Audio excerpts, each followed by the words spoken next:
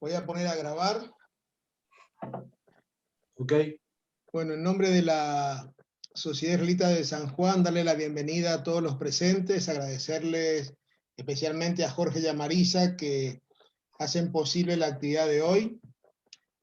Como le comentaba a algunos, esta es una acción del Departamento de Capacitación Continua de la Sociedad Israelita de San Juan, que en memoria de una persona muy querida por todos nosotros, Sara Appel de Jason, desde la semana pasada, Comisión Directiva decidió que nuestro Departamento de Capacitación tenga el nombre de esta morá, que ha sido pilar de la continuidad de la comunidad judía de San Juan. En este caso tenemos una actividad que nos acerca a lo que es la Daya, su función, sus objetivos y su aporte en la diversidad que hace a la fortaleza de la sociedad que todos queremos construir. Voy a pedirle a Jorge, si quieren, y a Marisa que se presenten y que aborden esa primera inquietud que genera el título de la actividad, que tiene que ver la Daya y su aporte a la diversidad. Buenas tardes a todos. Hola, ¿cómo están? Gracias Leo, gracias Víctor y a todos ustedes, por supuesto a Marisa y a todas las Keilot del Confederal que también veo que están acá presentes. Esto surgió porque hace mucho que venimos trabajando con San Juan sobre esta temática que es tan importante para la DAIA en cuanto a la diversidad. Y el sábado estaba charlando con un amigo de la OSA y me decía, me hacía una pregunta que me pareció interesante, sobre todo me pareció interesante poder explicársela, que es, ¿por qué no solamente hablamos de antisemitismo y por qué hablamos también de otras diversidades, que es un poco el título de lo que estamos charlando hoy? Y a mí me parece que más allá del interés que podemos tener nosotros, digo, la DAIA históricamente hace varios años que entendió que el antisemitismo es una parte del discurso del odio, y no es de esta gestión, sino de varias gestiones anteriores, que la DAIA trabaja sobre la causa madre, que es el discurso del odio, y no solamente de una parte que sea antisemitismo. Por supuesto lo hacemos básicamente para combatir el antisemitismo, pero entiendo que si nosotros lo hemos entendido en las DAIAs históricamente, que si nosotros solamente peleamos por nosotros mismos, va a ser muy difícil que nosotros tengamos la ayuda o la comprensión necesaria de lo que significa ser discriminado, ser marginado, ser odiado y ser matado por pertenecer a una minoría. Por eso nos parece importante seguir este camino y luchar contra el discurso del odio y propender a la diversidad. Pues me parece que, creo que con Marisa coincidimos, que es el mejor camino para mostrar que no solamente peleamos por nosotros mismos, sino que la DAIA es una gran organización con fuerte capital simbólico en la República Argentina, que también es la voz de otras minorías. A ver, yo agregaría, bueno, gracias antes de empezar por la convocatoria, por la invitación. Tengo excelentes y hermosos recuerdos de mis viajes a San Juan para capacitaciones docentes presenciales.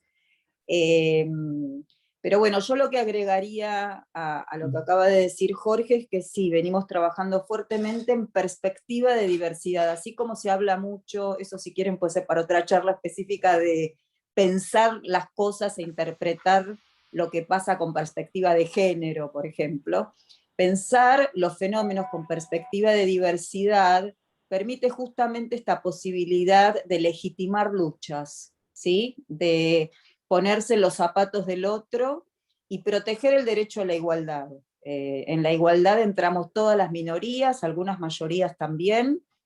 Y otra cosa que me gustaría agregar es que las identidades son múltiples. Ni siquiera todos los que estamos acá somos solamente judíos o solamente argentinos o mujeres, es decir, que las identidades son interseccionales, es decir, que se cruzan y en esos cruces se forman determinados fenómenos. Por supuesto que la DAIA representa a la comunidad judía de la Argentina y nuestro sesgo legitimado fuertemente sobre antisemitismo, pero es, digamos, especie dentro de un género. El género es la discriminación y el odio, y el antisemitismo es una de sus especificidades. Así que bueno, esto es lo que en los últimos años se agregó a la misión y nos viene dando excelentes resultados, ¿sí? Porque la posibilidad de empatizar multiplica las visiones, deconstruye y se vuelve siempre más inclusiva. Está claro, hago una consulta, y creo que está claro que el antisemitismo es un aspecto que forma parte de este todo que se está abordando. ¿Ustedes cómo enfocarían o cómo entenderían la situación en nuestro país respecto al antisemitismo? Jorge, contesto yo, ¿te parece? Bueno, dale. Bueno, igual obvio, cualquier cosa agregás, si hay algo que se me escapa. Bueno, no sé si, me imagino que todos saben, y si no vale la pena reiterarlo, nosotros hace 25 años consecutivos, ininterrumpidos, que presentamos informes anuales sobre antisemitismo en la Argentina, y la verdad que se volvió un termómetro muy importante para mensurar este fenómeno. Que más allá del formato libro en que se presenta, porque estos 2 últimos años los vamos a hacer 2 años juntos en forma digital, digo que más allá del libro en sí mismo, y que ha sido una herramienta política y una herramienta comunicacional y pedagógica de estos últimos años, nos ha permitido por la constancia comparar tendencias, situaciones, cosas que se repiten y cosas inéditas, ¿sí? Nosotros siempre decimos, y esto tomo textual de Jorge, Argentina no es un país antisemita, pero en la Argentina hay antisemitismo, ¿sí? Pareciera una contradicción y no lo es. Hay rasgos de discriminación hacia los judíos, de hecho de eso están compuestos nuestros informes, y venimos verificando algunos rasgos que se repiten en los últimos años y que por momentos implican algunos picos. Primera aclaración, la comunidad judía no es el grupo vulnerable que peor la pasa en la Argentina. ¿Sí? Esto es importante decirlo, porque hay grupos que son mucho más vulnerables que nuestra comunidad por diversos motivos, porque no tienen algunos recursos de comunicación o porque no tienen una DAIA que los represente. Eso por un lado. Después nuestro antisemitismo hasta el momento y comparado con Europa, que la situación es dramática, dramática. En Europa en muchos países es peligroso salir con kipá a la calle. En la Argentina, por suerte y hasta el momento, seguimos viendo un antisemitismo de no tanto nivel de violencia. Se ha acrecentado muchísimo en las redes. No digo que las redes sean inofensivas, pero no es lo mismo que un golpe en la calle, que una profanación, que un homicidio, hechos que sí fuimos viendo en Europa en el último tiempo. Y a esto se le ha agregado el fenómeno impensado por todos de la pandemia, que contribuyó especialmente a los discursos conspirativos, a las teorías casi calcadas del medioevo que acusaban a los judíos de haber traído la peste negra, de contaminar las aguas, de ser los que inventamos el virus para beneficiarnos económicamente con los laboratorios. Bueno, esto le trajo una dimensión desconocida para todos en todo sentido, pero ya que estaba también se volvió antisemita. Y bueno, es sobre lo que estuvimos combatiendo, hablando y preocupándonos y capacitando mucho todo el periodo del año pasado y lo que va de este. Con gran preocupación y tratando de, por un lado, denunciar, pero también prevenir y también educar. Es como un círculo constante, ¿sí? Hoy diría que se han elevado algunos casos de un poco más de más violencia, hubo más episodios en la calle en los últimos 2 años que no había antes, pero no es una situación que debiera hoy preocuparnos en el sentido de una altísima peligrosidad, como les decía, que sucede en otros países. Hoy, centralmente, estamos luchando con las redes sociales, con todo lo que esto implica, con las dificultades, con las lagunas jurídicas que tiene nuestro país, También con algunos avances, hubo medios de comunicación que cierran a comentarios determinadas noticias porque saben lo que va a traer a colación, y venimos haciendo mucha tarea de concientización en este sentido, y sin olvidar, como decíamos al principio, la mirada desde la diversidad. Pronto, yo calculo que va a ser para el mes de agosto, van a estar los últimos resultados de los últimos 2 años del informe sobre antisemitismo, porque el último que fue presencial fue sobre el año 2018. Te consulto porque lo mencionaste y a lo mejor Jorge nos puede ampliar. Todo este discurso de odio, no solamente antisemitismo, que está pasando en las redes, ¿cómo lo está percibiendo o cómo lo está abordando la DAIA?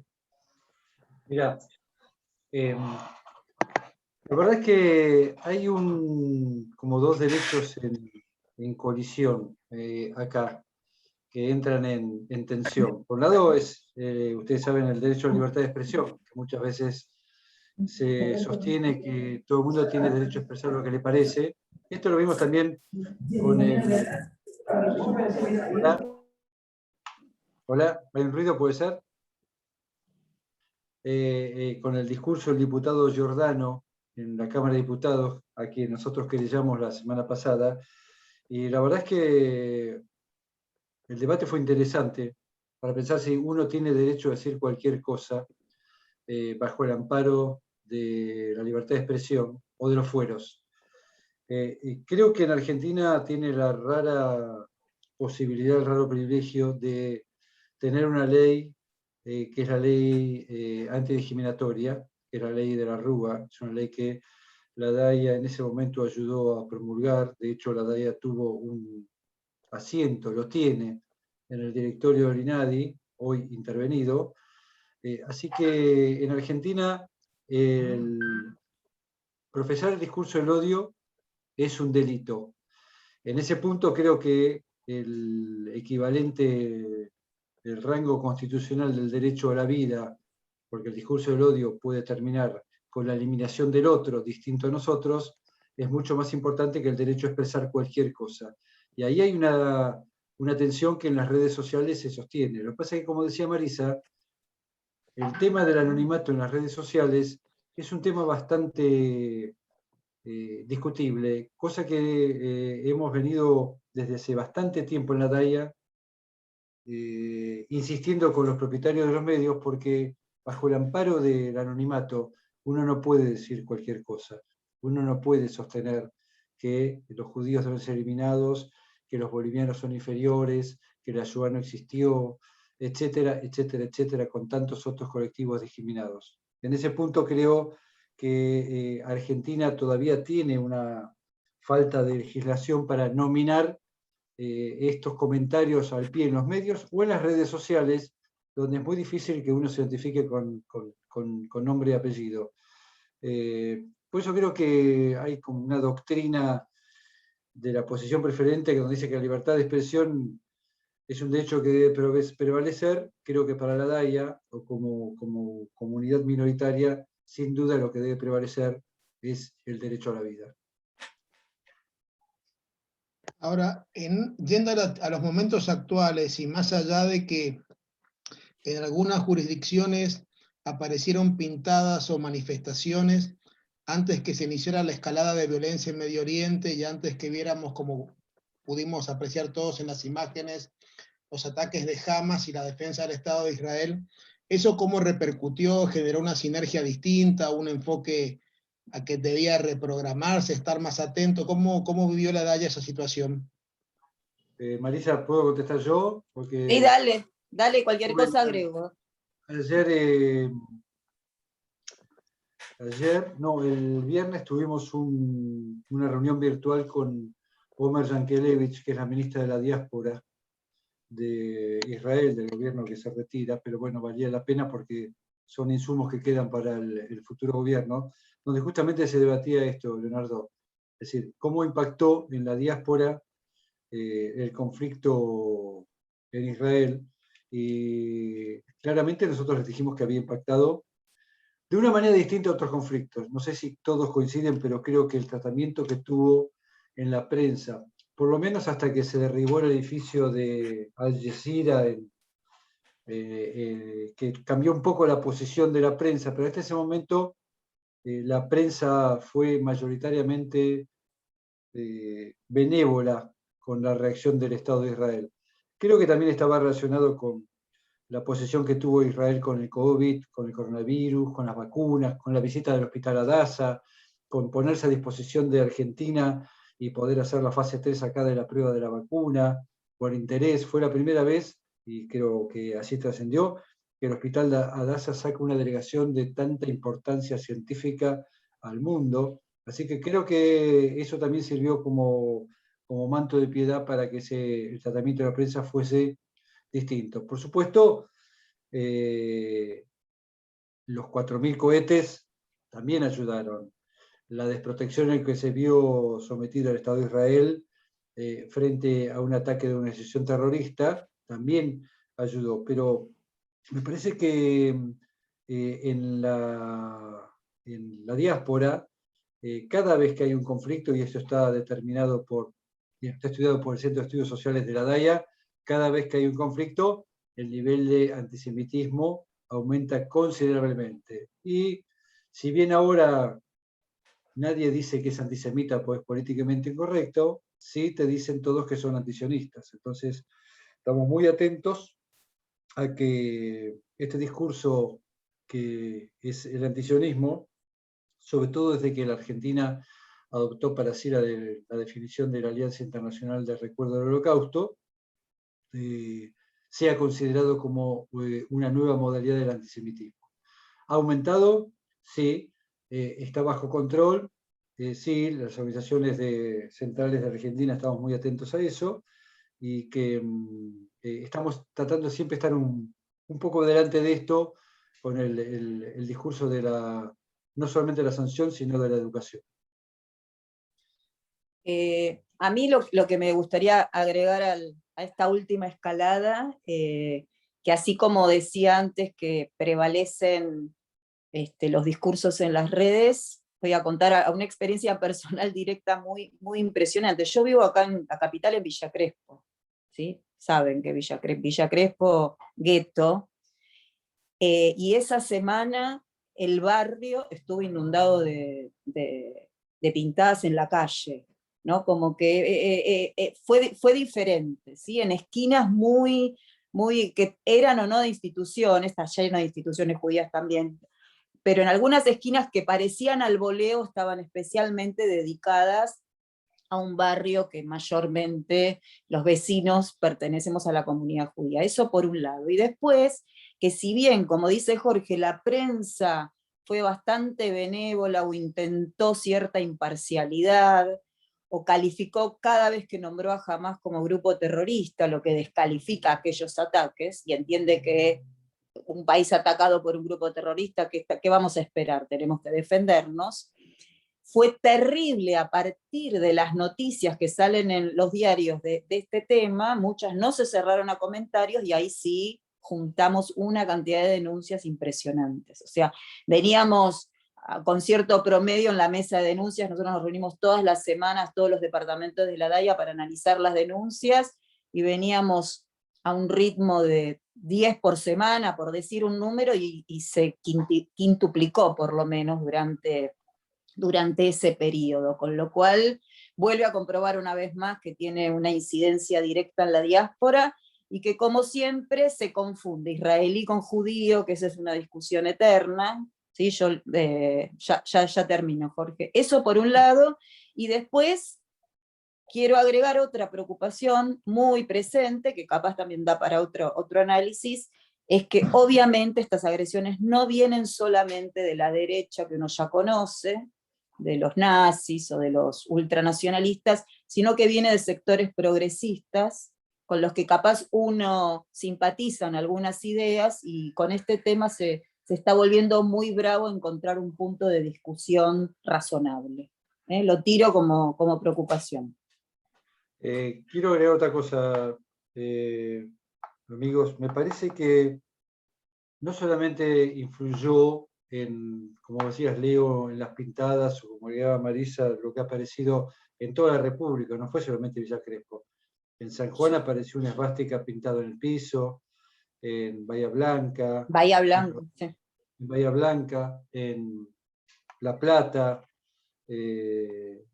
pero yo creo que el condimento que hay que agregar acá es el análisis de lo que ha sucedido después del voto de Argentina en el Consejo También. de Derechos Humanos de Naciones Unidas. Organismo absolutamente devaluado, sin prestigio alguno para investigar a nadie, porque no pueden investigarse a sí mismos quienes votaron a favor de investigar al Estado de Israel. Pero creo que les ha dado al antisemita y al antisionista un manto de impunidad que no hay registro en Argentina. Porque animarse en la Queilada Bahía Blanca a pintar directamente el colegio, no como decía Marisa, en una obra en construcción o cerca, sino animarse a pintar en el colegio, eso es la acreditación de la impunidad que generó este voto. Y no solo eso, Jorge, quiero agregar algo más siniestro. Sí. Agrego algo más siniestro. La pintada en Bahía Blanca, eligieron un pilote del colegio, es decir, el lugar, el pilote es el símbolo de la protección de la comunidad judía después de los atentados. Es decir, acá hay 2 atentados sin resolver. No es cualquier diáspora de la que estamos hablando, ni las decisiones que toma el gobierno, ni el mensaje de impunidad. Pintar en un pilote de una escuela, que hay que protegerla del terrorismo, algo en contra de los judíos y de Israel en este contexto, es haber dado vuelta tanto el discurso, que bueno, que ni que hablar, es discurso de odio, pero aparte es muy peligroso. Está claro. Yo hago la última pregunta porque ya están preguntando algunos asistentes para hacer otras preguntas a desarrollar. Los medios pudimos apreciar cómo Jorge y otros integrantes de la delegación tuvieron una reunión con el presidente del país y con el canciller. Si nos quieren contar aspectos salientes que quieran compartirnos, tanto con lo que fue el conflicto, más demás aspectos que hayan abordado. La reunión, te la dejo a vos, Jorge, esa. Gracias, son muy buenos. Qué suerte que tenés.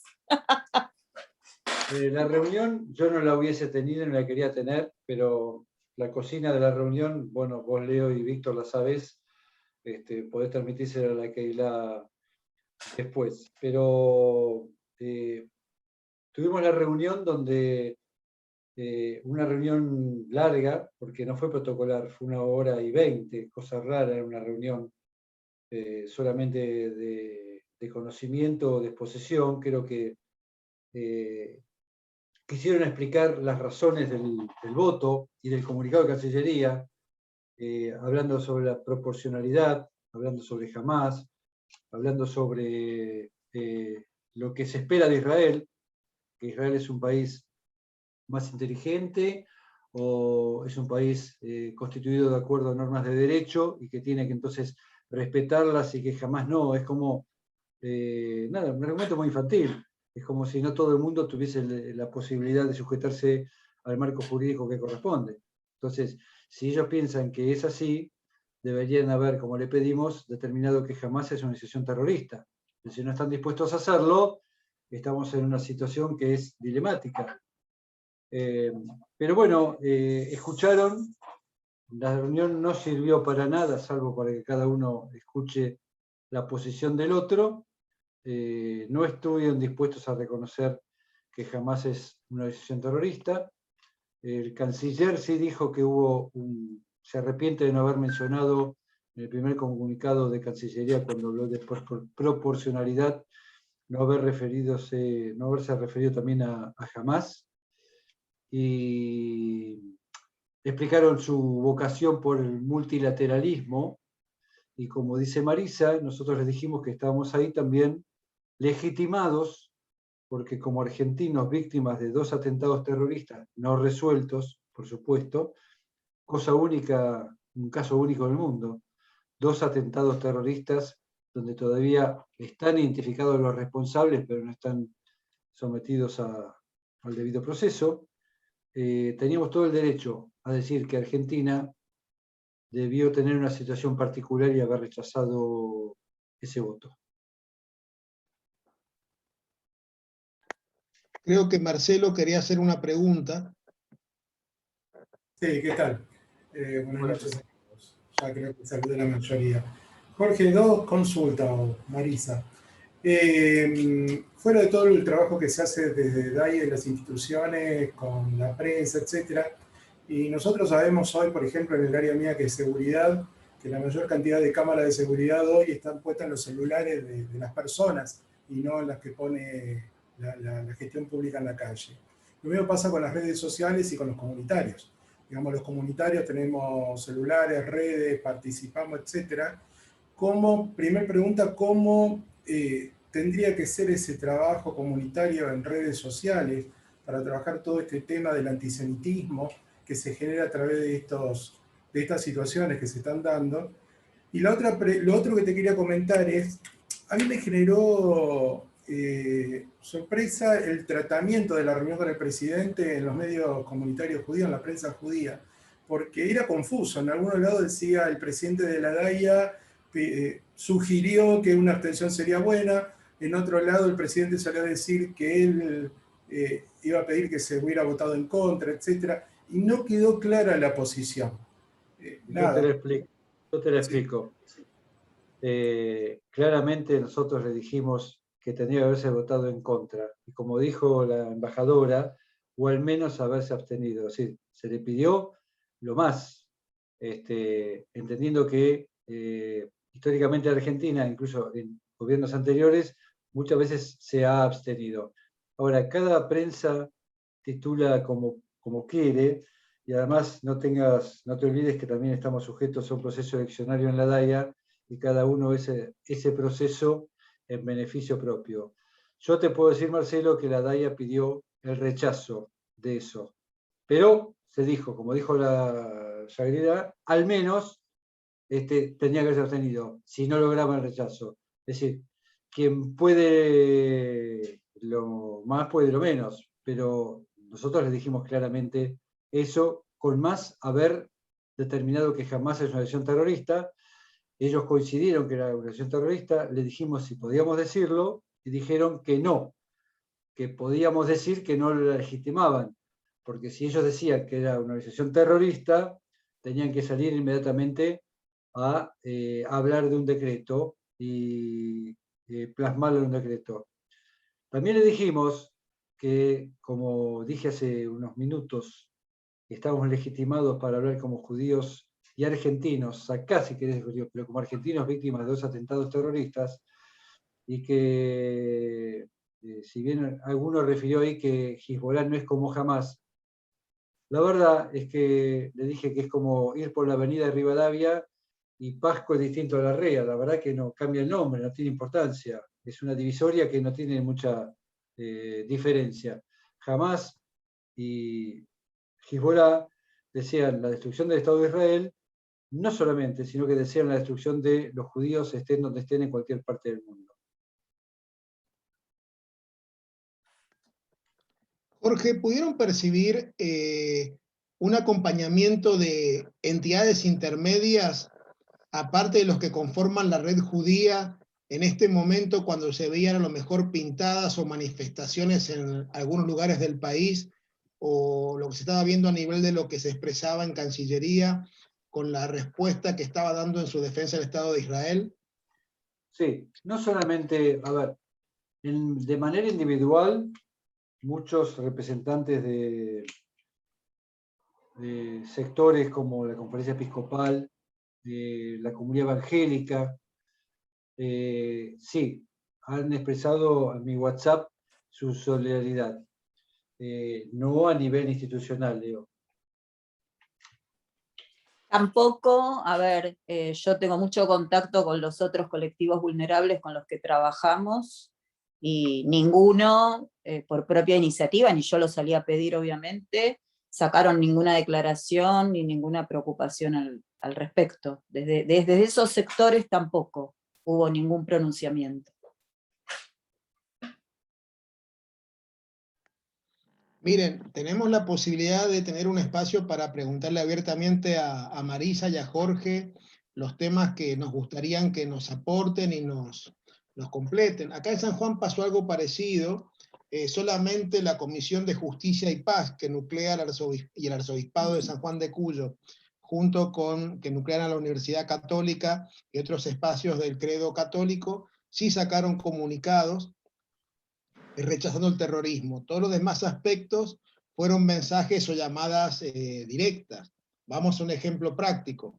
El presidente del Club Sirio Libanés llamó por teléfono, se solidarizó, pero claramente no hubo un comunicado del Club Sirio Libanés acompañando y rechazando el terrorismo. Y a lo mejor es una situación que en muchas jurisdicciones también se vivió. Bueno, ahora que lo decís, Leo, también le dijimos al presidente, al canciller, al secretario de culto, que una de las consecuencias, seguramente no deseadas por ellos, pero sí deseadas por otros de ese espacio político, es haber roto cierta vinculación del diálogo, cierta inercia del diálogo interconfesional. Porque históricamente la DAIA ha sostenido buenos vínculos con los referentes más mesurados de los espacios musulmanes y de los espacios cristianos, ni hablemos de los espacios evangélicos que siempre sostienen. Pero que a raíz de esto, haber traído con este comunicado y esta adhesión, este absurdo voto apoyando a la investigación del Estado de Israel, trajo una ruptura muy importante a algo que Argentina tiene como modelo histórico, que es el diálogo interconfesional. Hay algo ahí que se ha roto y que el gobierno no previó o no le interesó prever claramente, más allá del aumento del antisemitismo y del discurso de odio, ¿no? Como decíamos antes, porque le generó impunidad. Sacando lo que refería Marisa de lo que se veía en Europa, a partir del diálogo que tuvieron ustedes con referentes del Congreso Judío Latinoamericano y también con Estados Unidos, ¿percibieron que lo que se dio en Argentina se dio parecido también en esos demás puntos del continente o fueron realidades distintas? No. Omer Yankelevich, la ministra, dijo que lo que estaba haciendo reuniones virtuales con toda América y que todos habían registrado lo mismo que registramos nosotros, Leo. Lo mismo, exactamente lo mismo. ¿Alguien quiere hacerle alguna pregunta a Jorge? En Chile es infinitamente peor, ¿eh? En Chile es infinitamente peor. Yo hablé con Marina, la embajadora de Israel en Chile, y está bajo fuego permanentemente. Mucho peor que acá. Y ustedes, hablando con la gente de Chile, ¿han hecho alguna sinergia de aportes, de iniciativas o de acciones en lo que puedan ustedes sumar a lo que se está viviendo, teniendo en cuenta que debe ser una de las mayores colectividades palestinas diaspóricas que hay en el mundo? ¿Puedes comentarnos algo? Sí, hablé con Marina el viernes, antes de Shabbat. Hablé hoy con Gaby Glassman, que es de la Agencia Judía y de la Organización Sionista Mundial, y estamos trabajando justamente para apoyar desde la posición también de la DAIA, que tiene mucha fortaleza en América, y la posición del Congreso Judío Latinoamericano, de hacer algunas acciones.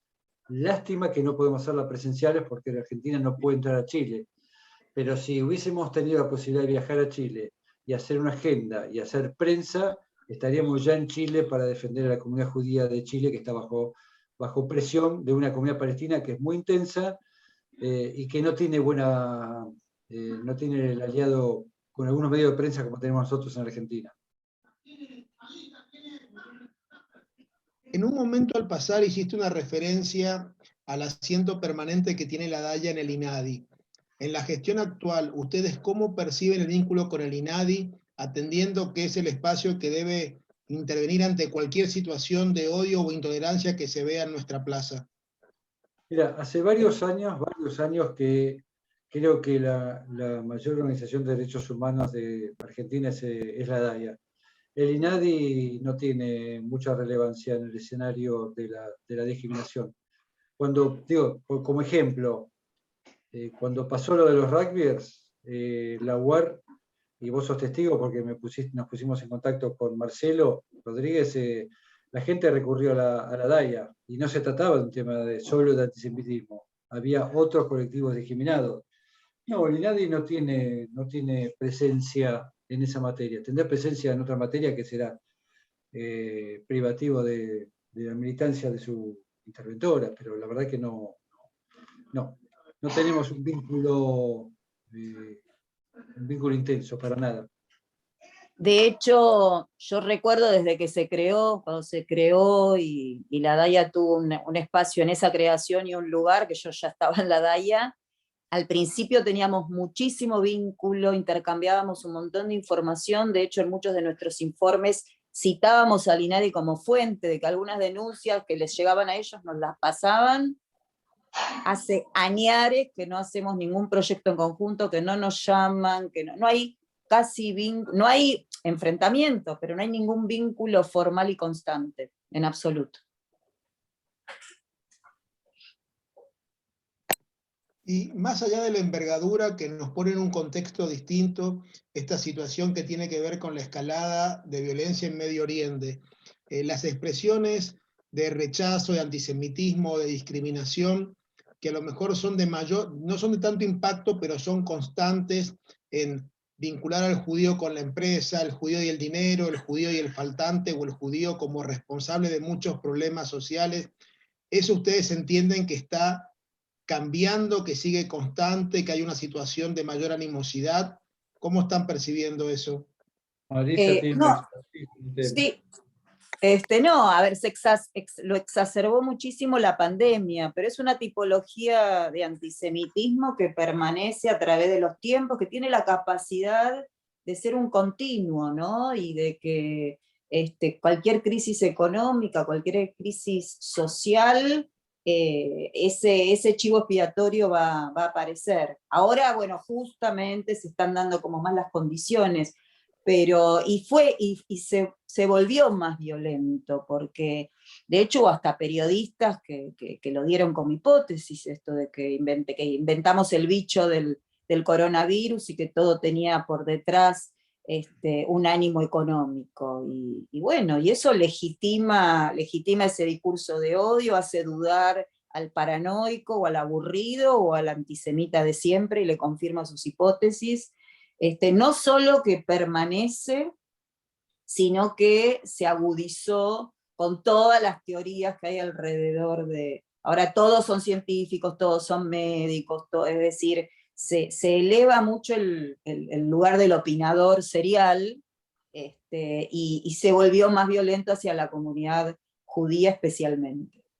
Bueno, hace 2 semanas tuviste el ejemplo de una tonta, imbécil, una chica que participaba de un programa de televisión con Marcelo Tinelli, que dijo una estupidez, sí, que podemos pensar que, que es un ignorante, pero como bien sostenemos en la DAIA y lo dijo Marisa en un programa de radio, si permitimos que se sigan sosteniendo esos discursos de ignorancia, de imbecilidad, de estereotipos, posiblemente llegues a tener una cátedra de antisemitas que sostengan el mismo discurso que antes era ignorante, pero ahora es militante.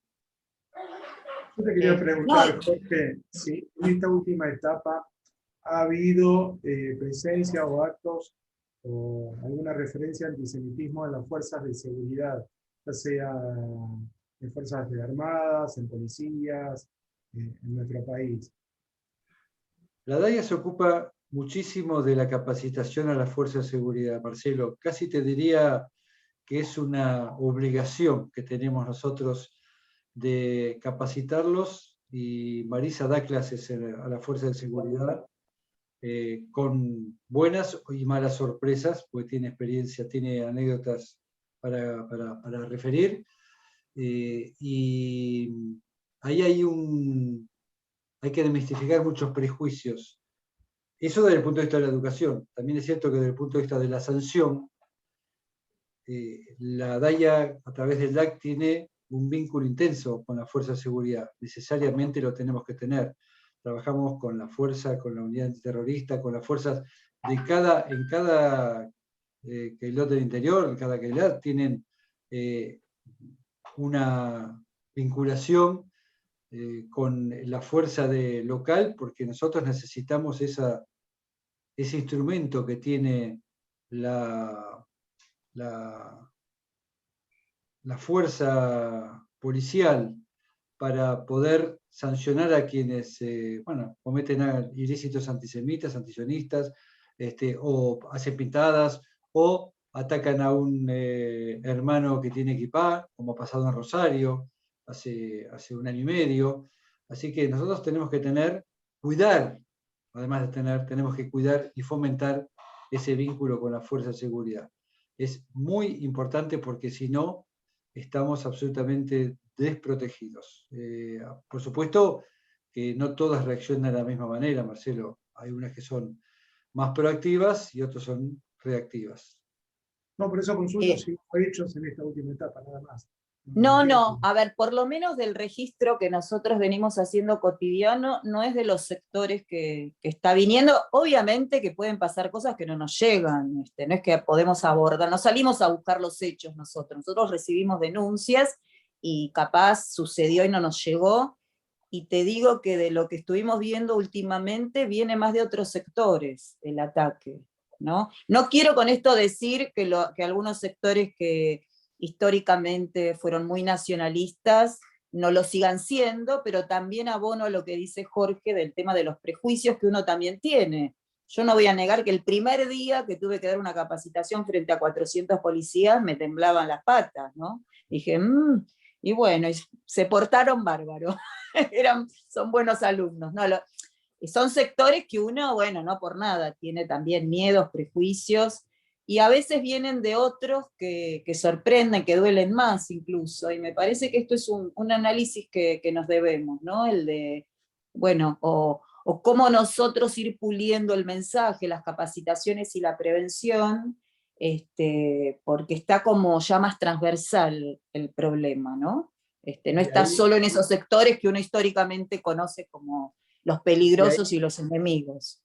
Ahí, Marcelo, volvemos al principio de nuestra conversación, de por qué nos ocupamos también de otros. Porque es importante que los demás sepan que nosotros también trabajamos para todos, porque entonces logramos la vinculación de todos con nosotros, también con la Fuerza de Seguridad. Claro. Yo quería hacer una pregunta o que a lo mejor yo quiero desprender de lo que decía Marisa, porque estamos a veces en presencia de un antisemita más ilustrado o más elíptico en su ataque, no sale con una remera pintada con una esvástica, sino sobre todo nos está pasando en la parte progresista, donde algunos ámbitos universitarios parecen universidades de París del año 1961 al año 1972. ¿Cómo están abordando el enfoque en esos espacios, ámbitos universitarios, espacios de capacitación? ¿Los repudian a través de la indiferencia y la no respuesta, a través de participación y capacitaciones? ¿Cómo están pensando ese ámbito de acción? Mira, es de lo que más nos está llegando. En principio, hacemos en algunos casos algunas gestiones más de tipo política, más que académicas. Voy a contar un caso concreto sin dar nombres, pero para que se entienda el estado de situación.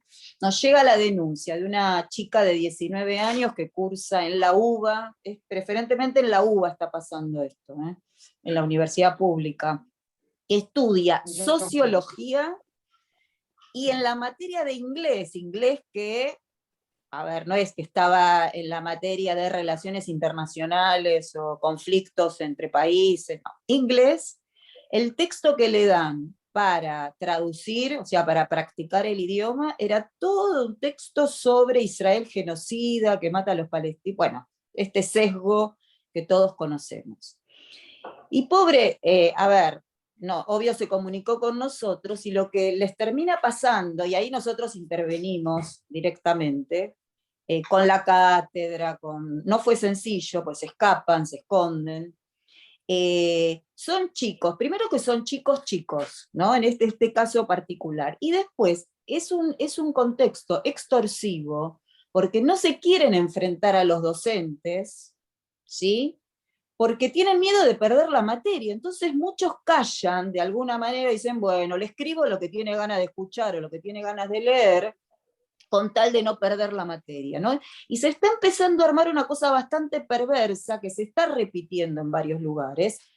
Cuento otra de último momento, que todavía ni la llevé a la mesa de denuncias y me preocupa. Mi hija del medio está en primer año de Derecho de la UBA, Zoom, ¿sí? Porque no es presencial, cursa una materia que es de Derechos Humanos de primer año. La última clase de la semana pasada, cuando entra el Zoom, el jefe de trabajos prácticos dice, hoy la clase la va a dar el embajador de Palestina. Tengo toda grabada la clase, todavía no la pude escuchar completa, pero no es que para la siguiente llamaron a la embajadora de Israel y explique la situación, es decir, que en derecho, no sé Jorge, vos que recordás, pero no tenía estos sesgos la facultad. Entonces, bueno, nos ponen un dilema, porque hay libertad de cátedra, ¿sí? Hay libertad de... Pero bueno, en esos espacios, aparte es todo mucho más capcioso, porque como vos decís, Leonardo, hay textos, hay discusiones académicas, es más difícil que discutir con un imbécil que dice algo en el programa de Tinelli. Es mucho más complicado y pone a los chicos en una situación dramática. ¿Sí? Recuerden Entonces, lo que pasó en Córdoba con un docente hace finales del año pasado. También. Sus manifestaciones, eso pasa en el ámbito universitario.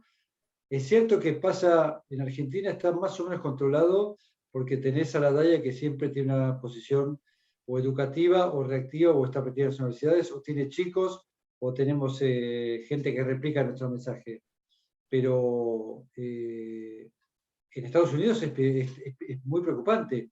En la cátedra, en el ámbito universitario de Estados Unidos, el sesgo antisemita y antisionista es feroz, es feroz. Nos preocupa, sí, nos preocupa mucho. Es algo para estudiar especialmente, sobre todo porque es como que el judío hasta el 45 era el protegido del progresismo. Una vez que obtuvo su estado, se convirtió en el poderoso, en el que hay que agredir. Me parece que es un mecanismo que tenemos que estudiar y capaz refinar también nuestras actividades y nuestras acciones en función de eso, ¿sí? Y toda la utilización de la Shoah perversamente en el medio, ni que hablar, ¿no? Con banalizaciones, negaciones, comparaciones absurdas, ¿no? Etcétera.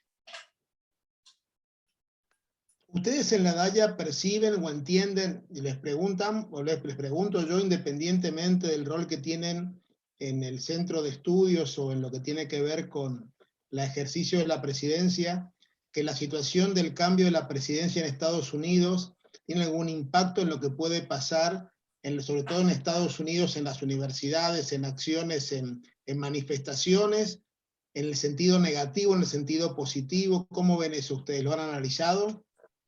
No, la verdad que no, porque además te quiero decir que hablo con gente, primos, parientes, amigos que viven en Estados Unidos, que son norteamericanos, y tengo pertenecientes a los dos sectores.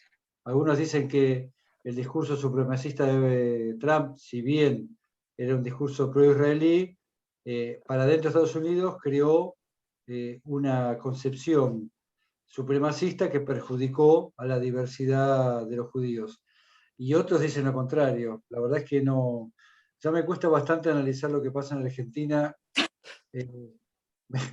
Eso ya me excede.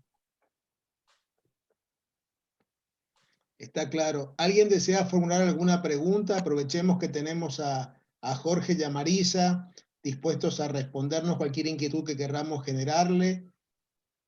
Si alguien quiere levantar, desmutearse, hacer alguna pregunta, estaría buenísimo. ¿Alguien quiere? ¿Qué tal? Buenas noches. Buenas noches.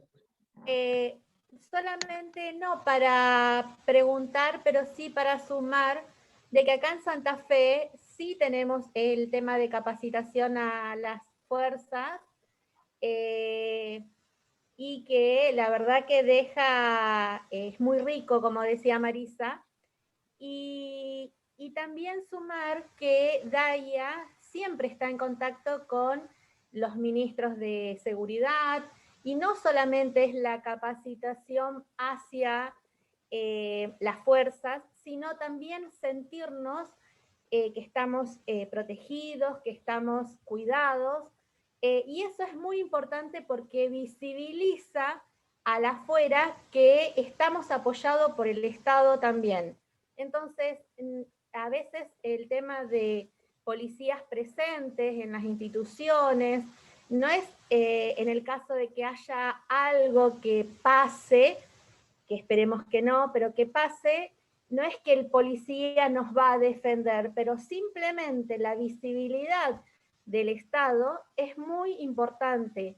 Daya siempre tiene presente esto, de que cada gobernante que suban, como nosotros tenemos la política ya instalada del contacto gubernamental, en realidad esto favorece siempre. No es que uno está mirando quién sube o quién no sube, sino que es una política ya armada desde Daya, de Santa Fe, yo creo que en todas las Keylots. Mirá, tanto es así que pues es que nosotros tenemos el DAC, somos los que... Tal cual. Tenemos el DAC, pero siempre decimos que la obligación de nuestra protección es del Estado argentino, que es lo que vos decís. Nosotros tenemos el DAC como vinculación, pero la que debe proteger es quien se ocupa de la seguridad en la República Argentina, para nosotros y para todos los otros. Así que claramente es potestad del Estado proteger a la comunidad judía, y por eso la DAIA tiene que tener los vínculos con las fuerzas de seguridad y hasta las capacitaciones con las fuerzas de seguridad. Por eso es como que quería aportar esto, que no sé si está Marcelo, para decirle que sí, Daya siempre está trabajando en todo esto de la representatividad y la visibilización desde las fuerzas y desde cada momento de gobierno que esté de turno, ¿no? Exactamente. Eso para Daya va más allá, digamos, está ya institucionalizado esto porque realmente esa es la tarea política que tenemos desde Daya. Sí, exactamente. Eso, nada más, era para sumar. Gracias, Noemí. Gracias. Creo que Roberto ha levantado la mano. Sí, hola, ¿se escucha? ¿Se escucha? Sí, se escucha. Sí. Les quería hacer una pregunta, quizá curiosa o no tanto. Hay llamadas, para mí es un sello, ¿no? Organizaciones judeo-argentinas oficialistas, porque evidentemente por el discurso que tienen son anti-institución, anti-Daya, etcétera. Uno que se llama Llamamiento Argentino Judío, una cosa rara, cada tanto mandan email, y para mí son posturas, en definitiva aparecen el enemigo adentro. ¿Tienen algún conocimiento esta gente? ¿Quiénes son? ¿Son un sello? ¿Quién miércoles son? Perdónenme la expresión. Mira, son un grupo de muchachos judíos que tienen una posición ideológica determinada, de hecho condenan a Israel en este conflicto, casi que legitiman a Hamás por su reacción, pero yo no me preocuparía tanto, Roberto, porque cuando el Poder Judicial o el Poder Legislativo, el Poder Ejecutivo o las organizaciones sociales que no son judías tienen que hablar con alguien, hablan con la DAIA, no hablan con el llamamiento o con el ICUF o con quien conforma esa organización. Cuando se desató la pandemia, el gobierno no llamó al llamamiento para que los gimnasios, para que las aulas, para que los voluntarios, los recursos humanos se pongan a disposición del resto de todo el pueblo argentino. llamó a la DAIA, porque tenemos los colegios, los templos, tenemos los clubes en cada jurisdicción, y eso lo sabe bien San Juan, se han puesto a disposición de las fuerzas del lugar para ayudar a transitar esta tragedia. Así que yo no, más del fuego de artificio que tiene alguna declaración, no le doy identidad, realmente no le doy identidad.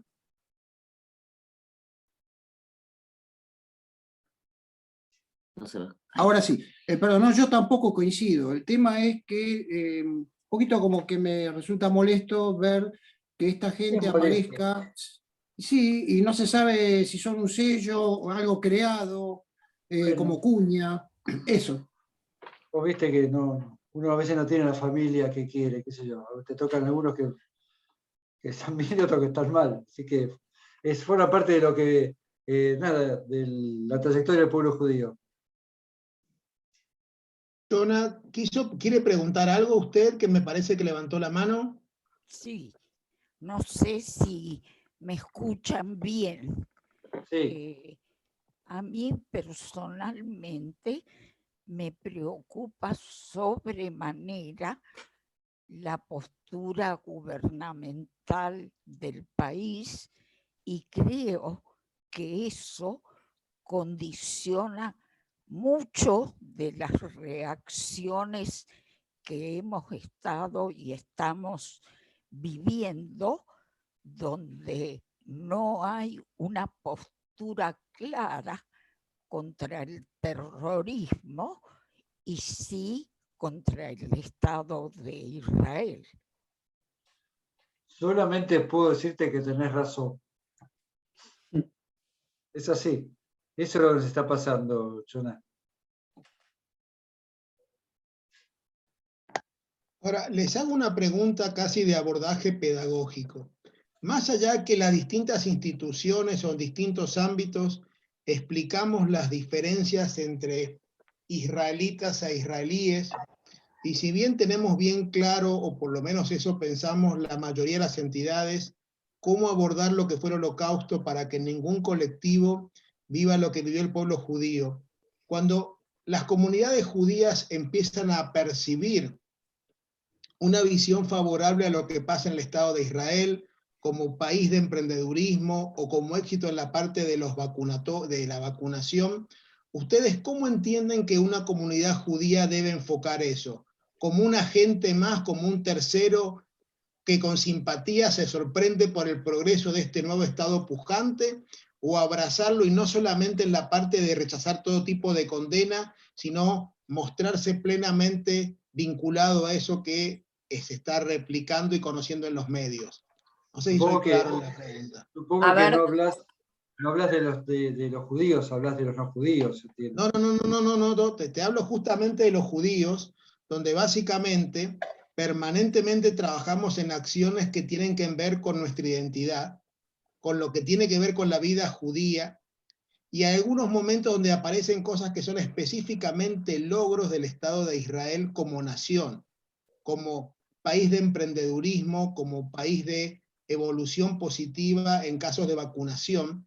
Y en ese sentido, a veces las comunidades nos manifestamos como admirados de lo que hace un país tercero que nos sorprende por su innovación y por su pujanza, o tal vez sea una forma de comunicar que estamos orgullosos y nos sentimos un poco partes del proceso.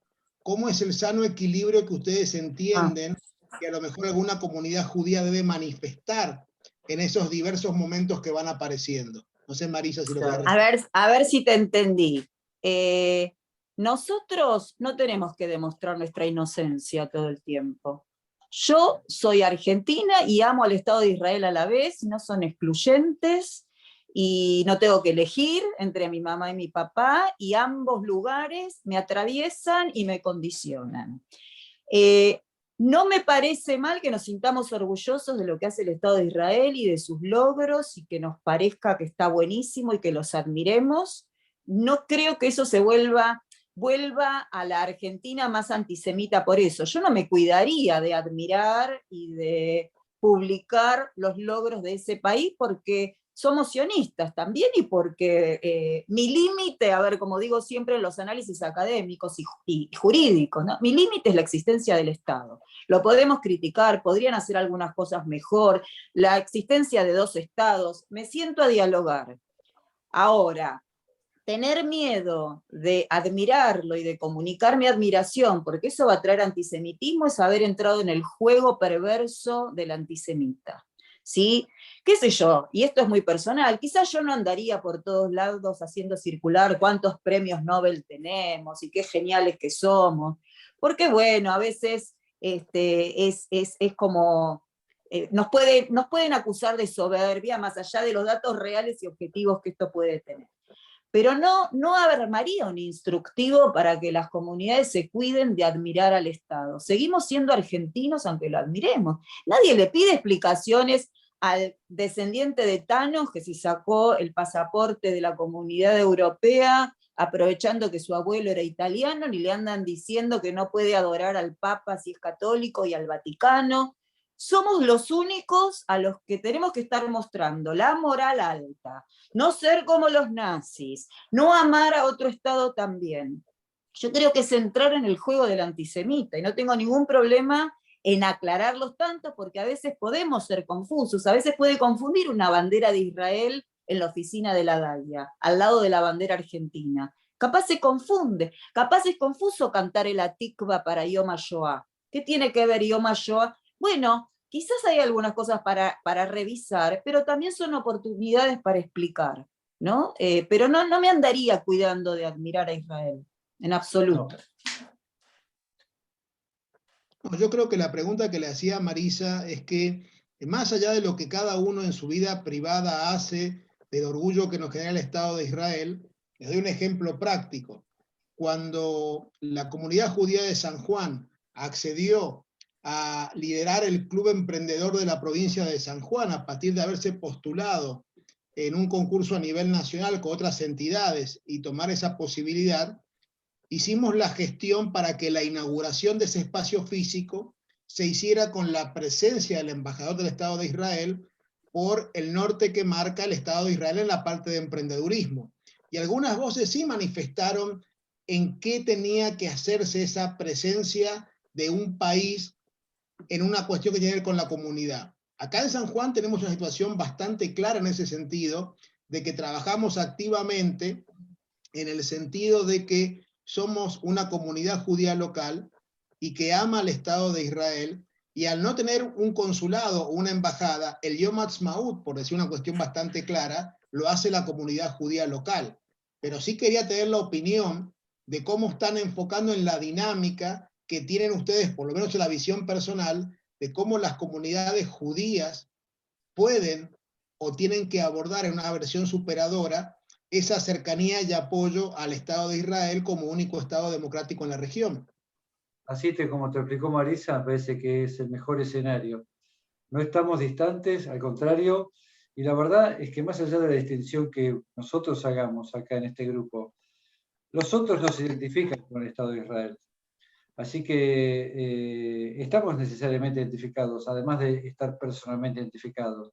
Estamos sociológicamente identificados, Leo. Está claro. ¿Alguien quiere hacer una última pregunta? Que estamos cerrando el encuentro con Jorge y Marisa.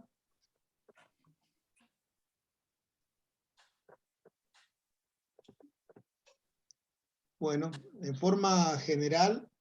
¿Puedo? Sí, Marisa, por favor.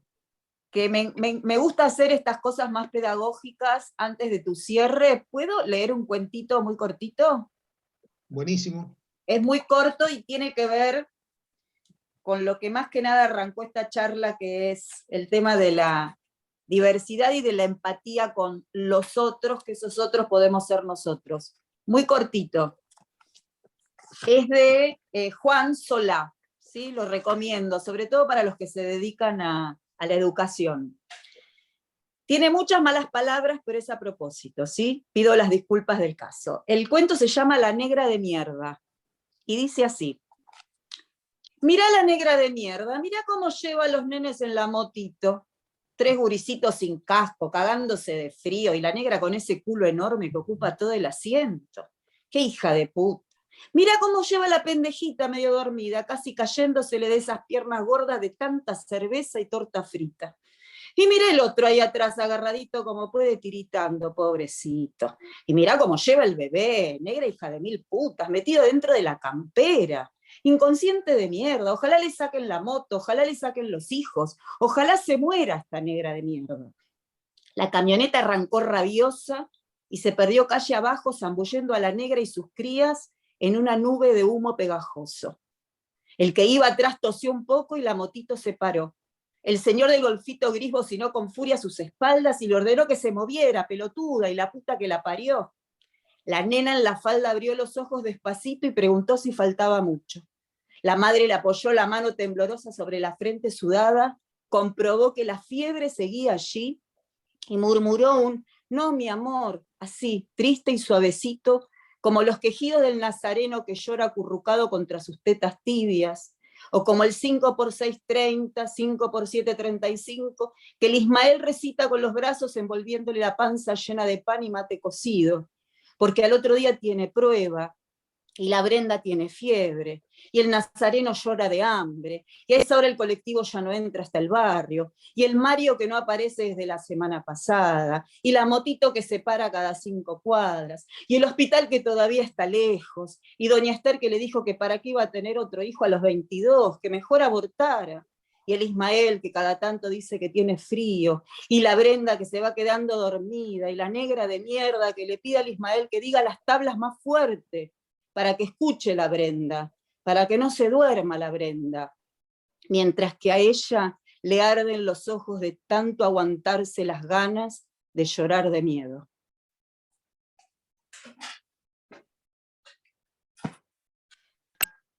Bueno, muchas gracias Marisa por compartir esa narración que nos lleva a pensar y a entender que hay que tener un aspecto de empatía y de entender que todos somos sociedad y que también cuando vemos cosas como esa no podemos ser espectadores, sino que somos protagonistas en la construcción social, un aspecto clave que Marisa y Jorge están llevando en la dinámica cotidiana de la Daya, en lo particular en nombre de la Sociedad Israelita de San Juan, agradecerles la calidez y la claridad de conceptos que han tenido con nosotros, agradecer a todos los presentes y seguramente trataremos de volver a convocarlos en otra oportunidad porque estos espacios nos hacen crecer muchísimo, así que desde ya, muchísimas gracias a todos.